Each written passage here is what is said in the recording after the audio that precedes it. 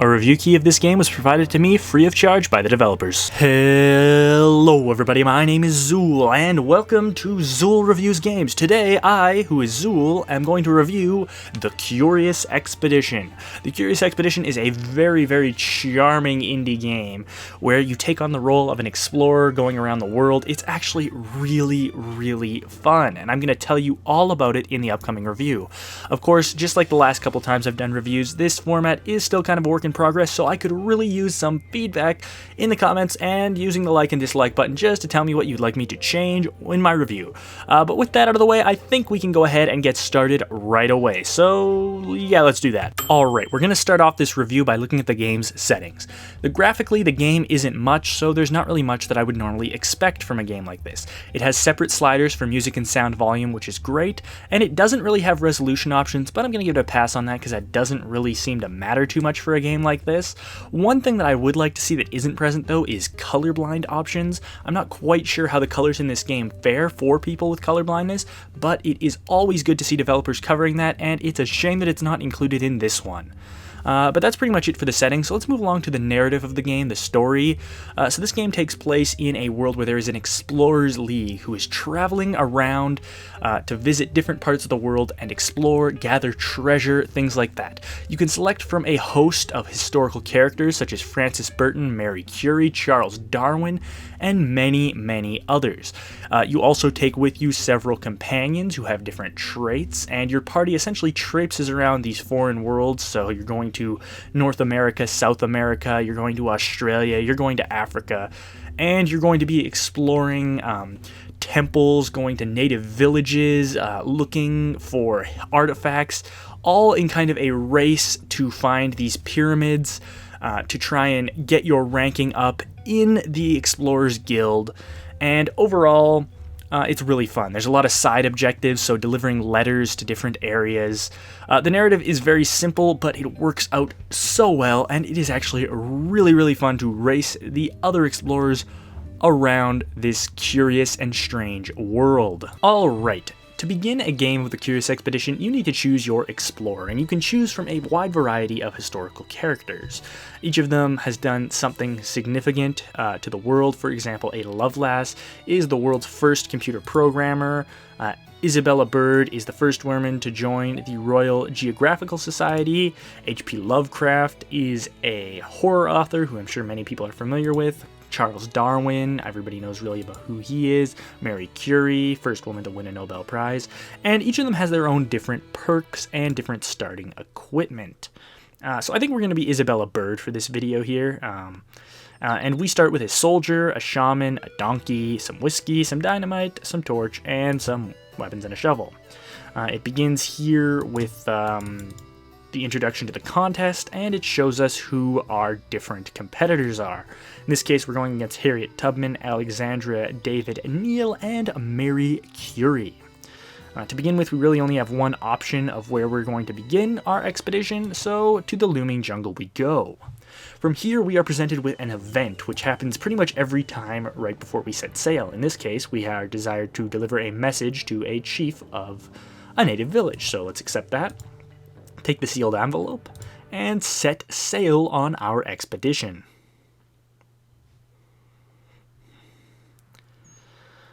The expedition begins with your boat pulling up to the shore here, and from here we can do a couple of things. We can interact with the boat, and we can access the ship's storage, or we can, begin the expedition proper by starting out.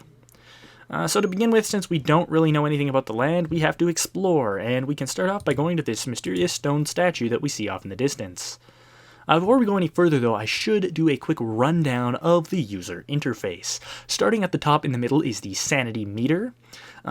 Doing crazy events, such as interacting with spirits, lowers your sanity, as well as just traveling in general.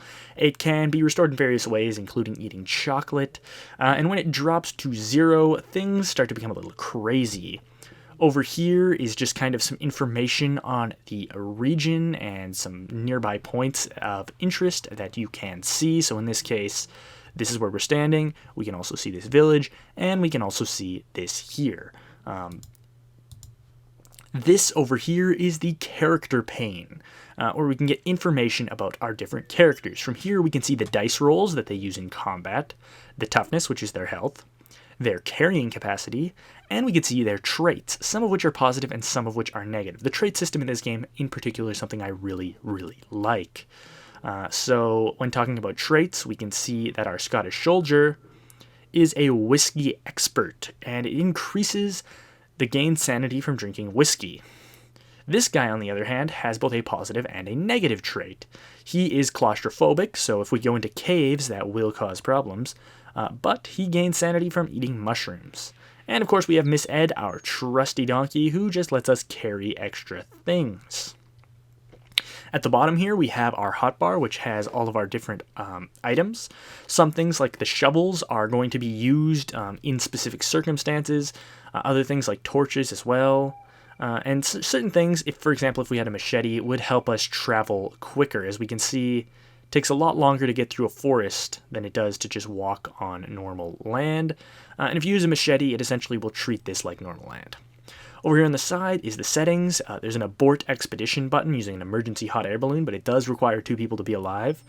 You can wait, useful in certain circumstances, and you can check the day, and you can see how you're doing versus all the other explorers in your race to get to the pyramid. Now that we've gotten that out of the way, we can go ahead and examine the first landmark. So we inspect the stone-made idol, or the man-made idol that looks like a face, and we notice some items nearby. So let's examine those items. And we see some mangoes, a native trinket, which can be returned at the end of the expedition for either prestige or money, and some cocoa leaves, which have an interesting effect and can refill our sanity. So we're just going to go ahead and take those. And this guy was shaken by the encounter. Now, why that is, we're not entirely sure, but we did get a new trait for him, which is superstitious. So since this guy's a native shaman, we probably offended him in some way by just taking the artifacts next to that head, but we'll never find out until later. If we keep doing paranormal things, he could also become paranoid and eventually deranged and attack the party. We have to head over here, but I kind of want to check out these swamps before we go to the village, so let's go ahead and travel there. You'll notice we go much slower going through that area. But once we arrive, we can go ahead and hit the explore button. From here, we can see that this is a swamp, which is an elephant graveyard. It's kind of interesting, so let's search the area. I was told that people form small teams and investigate the surroundings. After some time, we found some valuable elephant tusks. So let's go ahead and loot them. There we go. Found some elephant tusks. Good enough. We can sell those when we get back. As we left, we noticed our present had attracted local hungry wildlife. Okay, so you'll see this red area here on the map. This is a combat area. Every time we move around, we have, according to the bottom right tooltip menu, a 75% chance of aggroing this tiger. And if we aggro this tiger, we're going to enter into combat. So I'm actually just going to purposely get into combat here, just so I can show it off in the video. So, whoa, okay, our sanity took a pretty big drop from entering combat, and this might have not been the best idea, so I'm actually going to go ahead and I'm going to promote this guy quickly, and there we go. I'm going to just give us a bit of a boost to our sanity before we begin. So now I can show you how combat works. So it's our 3 characters versus a tiger. And combat is done by using dice. So as you can see, each character has different dice. In this case, Isabella has a blue dice and a red dice, which you can see represented here and here. Our soldier has a red dice, which can have each of the following options. Our shaman has this dice, which has the following options. And of course, we have a pistol in our inventory, so it has the option to be fired as well. So let's roll the dice and see what happens. You'll notice some shaking dice, and that's because you can actually combo things together. So you can use Curse of the Poison by using an attack with a curse. I can put this with this to create the Rite of Healing, which we're not going to do right now. And the gun doesn't combat with anything, it's just fired. So we're going to poison this guy. And then we're going to reroll. And that doesn't do anything, so we're going to try again. And we can combo these attacks together to create a Precise Strike, which we're going to use once again on the tiger. Now that we've used all our dice, we have to end our round and let the tiger roll. And it is going to very devastatingly attack our character, so hopefully we recover from that pretty good. I think we can perform a...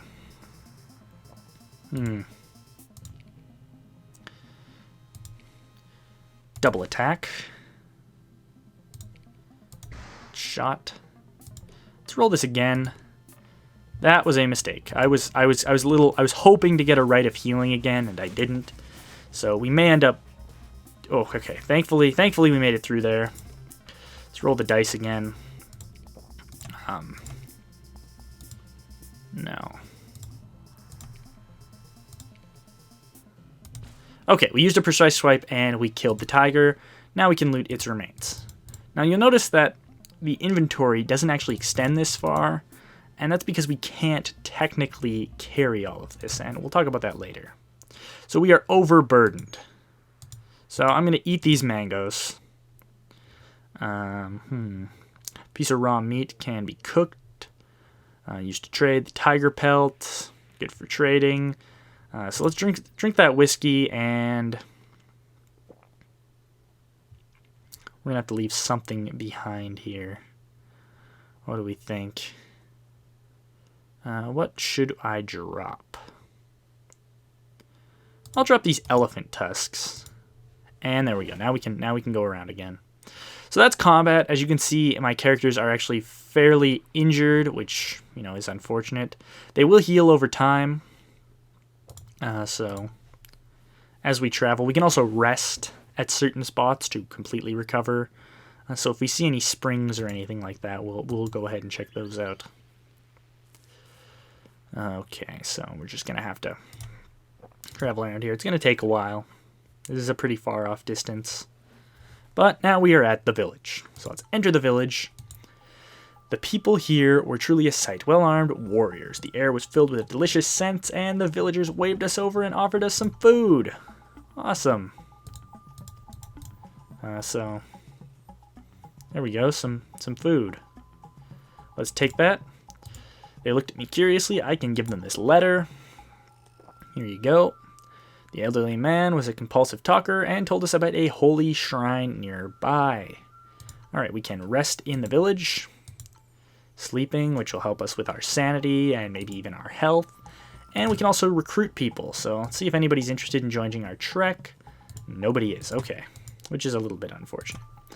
So we can do a little bit of trading here, which I think we should do since our inventory is overburdened. And trading is done with kind of a balancing system. So we're going to take some spears. Maybe just some spears. You know what? 2 pieces of raw meat. We'll take... Okay, we'll do this. That seems like a good deal. And now our inventory is correct. So let's leave. Let's leave. And of course, it revealed that shrine over there, which we can head towards, I suppose. Nowhere else we really are aware of. There's also something kind of going on down there, something mysterious and scary, and we're going to go ahead and avoid that because I don't know what that is, but oh, mosquitoes. Yeah, we don't want to tempt fate with mosquitoes. And we also don't want to tempt fate with whatever that is, so we're just going to be very careful. Okay, you'll notice that travel is getting a little sketchy because of our sanity, so we'll just... Oop! Because our sanity is low, something happened. So, butterflies... Okay, so that guy gained a new trait. Sorry, I'm kind of rambling here. Which is his fear of butterflies. Curiously enough, if you play as Charles Darwin, you get a bonus from running into butterflies. Alright, so this appears to be a waterfall. Let's check that one out. Fresh and cool, we can rest overnight. Angus told me about how he's attacked as a young pigeon of a child, And he distrusts them. Interesting. So we'll rest here. Hopefully not run into combat. There we are. So I think that's enough sanity for now. I'm kind of a little bit scared of this guy coming out, so we're going to try and flee. And we're going to come to these springs here. And we're going to explore them. And this is pretty much how the game goes. You explore things, you have conversations with your companions, or in this case, he talks to himself because he's crazy, and you rest. And you'll notice that a lot of different traits are starting to pile up here.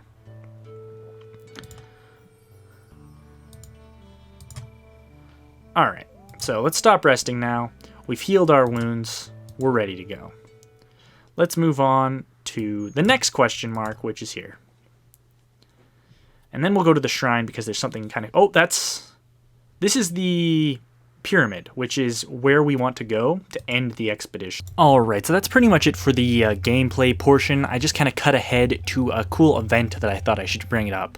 So during that same expedition, I let my sanity drop to 0, and the character who was paranoid in the middle of the night murdered one of my other companions. So that can happen if you let your sanity get too low. The character was paranoid and delusional and ended up snapping due to low sanity. It's something to really keep in mind. And then this scenario right here is a different expedition. And this just shows that you can only have a certain amount of companions with you. And then it's also going to show off one of the supernatural things that can occur when you enter certain areas. So I found a portal here, and when I entered it, it ended up taking me to a completely new map. This map featured things like dinosaurs, space in the background, and you were just in an otherwise supernatural world. Overall, the treasures here seemed to be worth a little bit more, but the world was significantly more dangerous and took a massive toll on my sanity. There is, of course, much more to this game, but I am running out of time for this video, so it's time for me to give it a rating. Those of you who aren't familiar with my channel, I have a little bit of a unique rating system that goes from 1 to 5. Since I rate the games on whether or not I think it's worth your money to buy, if this is a game that looks like something you would be interested in, then I recommend you go ahead and buy the game. It is available right now in early access or in alpha for $12 US. It will be available for $15 US once the game is released. If you think this game looks interesting, the Curious Expedition is definitely worth the purchase. The game is really fun and it's being updated every couple of weeks. It plays wonderfully and it's always a new adventure. If you're somebody who likes to go out on adventures, and if you're somebody who thinks that this looks like a good game, then go ahead and pick it up. I don't see why not to. Anyway, that's about it for the episode. Thank you very much for watching. Please leave your comments, likes, and all that other good stuff down in the comments below. I have been Xuul, and I hope that you have an excellent day. Goodbye.